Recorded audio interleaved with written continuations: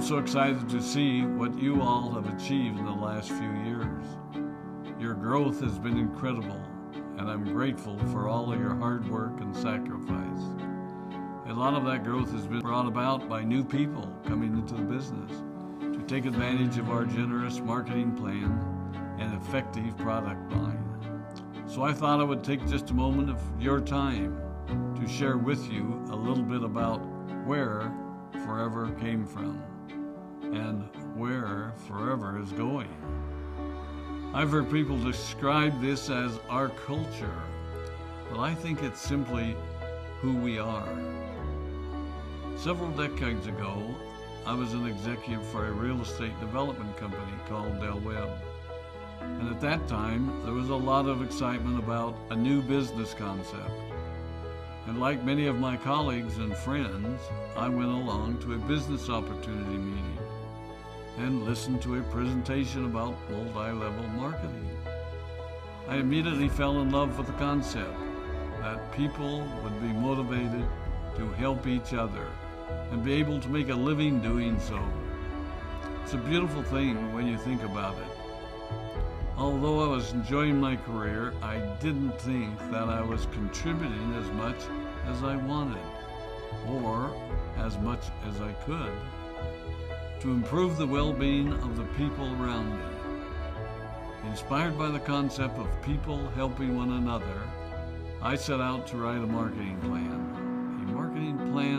that is almost identical to the one that we use today.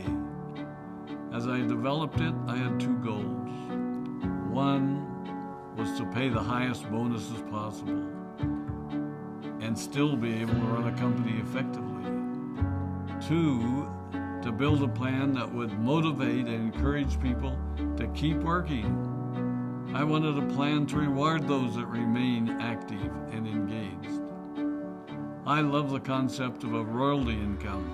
However, I believe that it's good for our souls to work hard. People who work hard are happier. Of course, if you work hard, you should play hard. And that was one of my motivational factors in starting Forever Resorts. It was to give people the opportunity to spend time with their loved ones and experience the wonder of nature.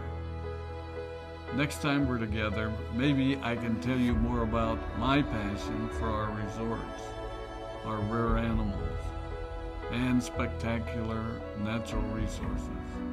So, with the marketing plan prepared, I needed to find a product. And we searched around and looked at different opportunities. I was passionate about finding something that was effective, consumable, and that we knew would not be a fad. During my search, I met a group of doctors who had developed a method of stabilizing aloe vera. They convinced me of its efficacy, and we began testing the product, and were amazed by the results. We were in business. We had a fair and balanced marketing plan, a consumable, effective product, and the third ingredient, an absolute conviction that we could make a difference in the lives of the people around us. And while it might have been a bit presumptuous, we honestly believed that we could make a difference in the world. We put in generous return policies, customer service incentives, and began to build this business based on the principle of being nice to one another and helping others. The success was incredible, and we grew rapidly until Christmas of 1982. I was sitting at home with the family, and the phone rang. They informed me that there had been a freeze at our aloe plantations in Texas, and that all of our aloe was destroyed. I immediately went to the airport and flew to South Texas to see what we could do. I hoped and prayed that when I arrived, what I saw would be better than the news I'd received. But that wasn't to be the case. We had no aloe, and the business immediately began to suffer. There were some FBOs that left, but more importantly, there were those that stayed. It was a tough time for us. We put everything on the line to stay in business, and there were many sleepless nights. But we were convinced that what we were doing was right. We decided that this would never happen to us again. We flew out to the Dominican Republic and purchased as much land as we could and began planting aloe in one of the safest weather zones in the world. In addition to the acres of plantations in the Dominican Republic, we now have plantations in Mexico and South Texas. It was a tough lesson to learn. But during the tough times, we became stronger and we grew the most. We grow roots that strengthen us and help us to overcome the challenges and obstacles that life throws at us. I have learned that solid principles and core beliefs do not have a sell-by date.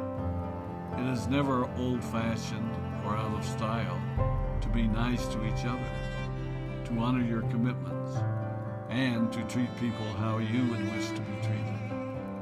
I recognize that many of you might not have heard about our beginnings, as you are new in the company. I am thrilled that you're part of our forever family, but I ask you to be mindful of the foundation upon which this company has been built. Forever was built on the principles of paying the highest bonuses possible, providing the most effective and highest quality of product, and empowering people to serve one another. There are no shortcuts to success in our business. Of course, the speed at which we reach certain levels may vary, but the fundamental principles remain unchanged and will remain unchanged as we continue our journey over the next 4 decades and longer. There will be times when a pathway will open up to you that will tempt you to take a shortcut, to buy a little more product than you may need, to make a purchase in someone else's name, or other ways in which we are tempted to give up what we want most for what we want now. Never forget that you're a part of something special, a business that has been built upon taking the road less traveled. It may not be as fast and as shiny as you might want it to be, but take it from me, the road less traveled is more rich, more wonderful, more fulfilling, and more lasting than you can ever imagine. We love you, we appreciate you, we are proud of you. My name is Rex Mon, and I